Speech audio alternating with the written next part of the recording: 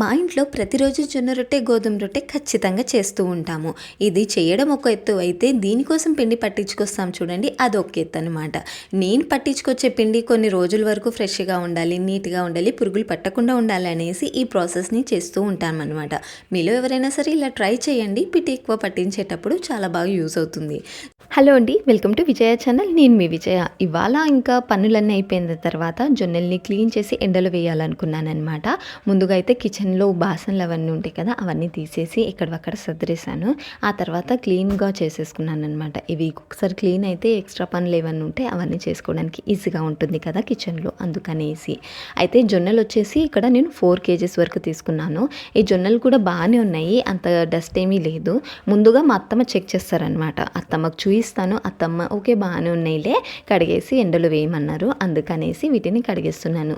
ఇదే అని కాదు, ప్రతిదీ కూడా నేను వాటర్లో కడిగి ఎండలో పెట్టి పట్టించుకొస్తూ ఉంటానన్నమాట. కొంచెం హైజీనిక్ కూడా ఉంటుంది, క్లీన్గా చేసుకున్నామన్న సాటిస్ఫాక్షన్ కూడా ఉంటుందన్నమాట. కొన్నిగా వేసేసి అన్నిటిని క్లీన్ చేసేసుకున్నానమాట. ఇంకా ఇవన్నీ క్లీన్ చేసి ఇలా ఒక గంపలో వేసేసుకున్నాను. ఎక్స్ట్రా వాటర్ ఏదైనా ఉంటే అదంతా వెళ్ళిపోతుంది. ఆ తర్వాత ఇందులో కొన్ని బియ్యం కూడా యాడ్ చేస్తూ ఉంటాము. ప్రతిసారి యాడ్ చేయమన్నమాట, కొన్నిసార్లు జొన్నల్ని బట్టి యాడ్ చేస్తూ ఉంటాము. అది కూడా మా అత్తమ్మ చెప్తేనే యాడ్ చేస్తాను నేను. ఇవాళ అయితే 4 కేజీస్ జొన్నలు ఉంటే 1 కేజీ వరకు బియ్యం అన్ని యాడ్ చేశానమాట. బియ్యాన్ని కూడా శుభ్రంగా 2 సార్లు కడిగేసి ఇలా కడిగి ఒక గంపలో అయితే వేసేసుకున్నాను. తర్వాత ఇంకా వీటన్నిటిని బయట ఎండలో వేద్దాం అని తీసుకొచ్చేసాను. మీ అందరికీ ఆల్రెడీ తెలుసు కదా, మా ఇంటి ముందు ఎండ ఎక్కువ అనేది ఉంటుంది, అందుకని ఇక్కడ వేసేసుకుంటాను. ఇలా చున్నీ లేదా క్లాత్ ఏదైనా సరే యూస్ చేస్తాను. కాటన్ క్లాతే యూస్ చేస్తాను. నాకు చాలామంది అన్నారు కవర్ వాడకూడదు అనేసి. నేను మ్యాక్సిమం కవర్ వాడకుండానే చూస్తూ ఉంటాను. సో క్లాత్ వేసేసి దాని మీద జొన్నల బియ్యాన్ని ఇలా వేసేసాను అనమాట. ఇవి రెండు మిక్సీ చేసే పట్టిస్తాం కాబట్టి కడిగేసి ఒకటే దాంట్లో వేసేసాను. అండ్ ఎండ కూడా చాలా ఉంది, ఈ ఎండలో ఇంకా మాడిపోతాము మనము, అందుకనేసి చిన్న గొడుగు మా అబ్బాయిది ఉండే అది యూజ్ చేస్తున్నాను. ఇంకా జొన్నల బియ్యాన్ని కూడా మొత్తం క్లాత్ మీద ఇలా స్ప్రెడ్ చేసేసుకోవాలి. మొత్తం ఇది తొందరగానే ఎండిపోతుంది, జస్ట్ మనం కడిగాం కాబట్టి వాటర్ ఒకటి వెళ్ళిపోతే సరిపోతుంది అనమాట. అయితే మా ఇంటి దగ్గర పావురాలు ఎక్కువ అనమాట. అవి వచ్చి మొత్తం కింద పడేస్తాయి. తింటే ప్రాబ్లం లేదు, కానీ పాటీ చేస్తాయని భయము, అందుకనేసి దీని మీద ఇంకొక దుపట్టా కానీ క్లాత్ కానీ వేసేస్తాను. పావురాలు వచ్చేసాయి అనమాట. నేను చెప్పాను కదా ఇవి ఖచ్చితంగా వస్తాయనేసి. వీటికి దొరకకపోయినా కానీ తీసి తింటూ ఉన్నాయి అనమాట. ఈ పావురాలు వెళ్ళి వాళ్ళ ఫ్యామిలీ మెంబర్స్ అందరినీ తీసుకొచ్చే లోపే ఇవి తీసేద్దాం అనుకున్నాను అనమాట. అవి తిన్నా నాకు ప్రాబ్లం లేదు, కానీ పాటీ చేస్తాయి అనేసే ప్రాబ్లము. ఇంక ఇవి బాగా ఎండిపోయాయి కూడా, అందుకనేసి తీసేద్దాం అనుకున్నాను. నేను ఎక్కువగా యూజ్ చేసేది పిండిలు పెట్టడానికి లేదా ఎక్కువ రోజులు స్టోర్ చేసి పెట్టేది స్టీల్ డబ్బాలోనే అనమాట. అందుకనేసి ఎక్కువ స్టీల్ సామాన్లే ఉంటాయి మా ఇంట్లో కూడా. ఈ క్యాన్ కూడా వచ్చేసి నాకు మా అత్తమ్మ వాళ్ళ అత్తగారు ఇచ్చిందంట. అప్పటి నుండి ఇంకా అలాగే ఉంది. అప్పటి స్టీల్ కాబట్టి చాలా బాగుంటాయి అనమాట.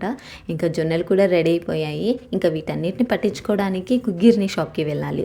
గిర్నీ షాప్ అంటే తెలుగులో ఏమంటారో ఎగ్జాక్ట్గా నాకు తెలియదు. అక్కడికి వెళ్ళి చూస్తే అందరూ పసుపు కారాలే పట్టడానికి వచ్చారు. అతనికి చెప్పాను ప్లీజ్ నాది ముందు వేసేయ్యా, జొన్నలే కదా అనేసి అంటే ఇంకా వేసేసాడనమాట. వేసేసుకొని నేను మా అబ్బాయి మళ్ళీ ఇంటికి వచ్చేసాము. నేను ఎక్కడికైనా బయటకు వెళ్ళాను అనుకో, ఒక పని మీద వెళ్ళాను, ఆ 2-3 పనులు అలా చేసుకొని వస్తానన్నమాట.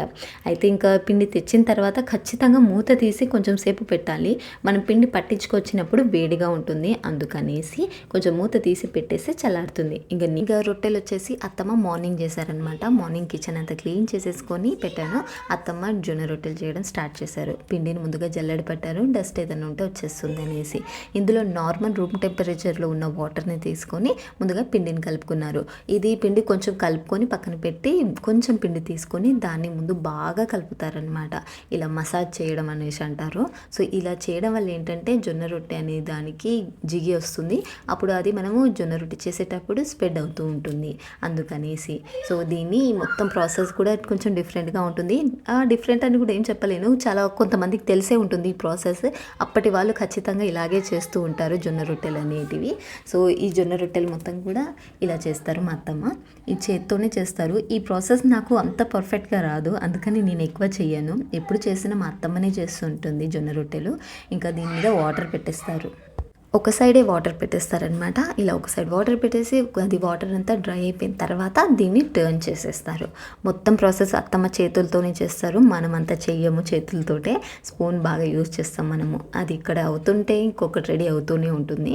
సో ఎంచక్కా ఇలా ఉబ్బిపోయాయి అనమాట. ఇది నేను వీడియో తీస్తున్నాననేసి కొంచెం సేపు పెట్టారు. అందుకని కొంచెం మాడిపోయింది. సో ఫైనల్‌గా మన జొన్న రొట్టెలు రెడీ అయిపోయాయి. అండ్ ఇది one of Maharashtrian famous recipe Pitla with పాలకూర పప్పు అనమాట. మీలో ఎంతమందికి జొన్న రొట్టెలు అంటే ఇష్టమో కామెంట్ చేయండి. ఈ వీడియో నచ్చితే లైక్ చేయండి. మన ఛానల్‌ని సబ్స్క్రైబ్ చేయండి.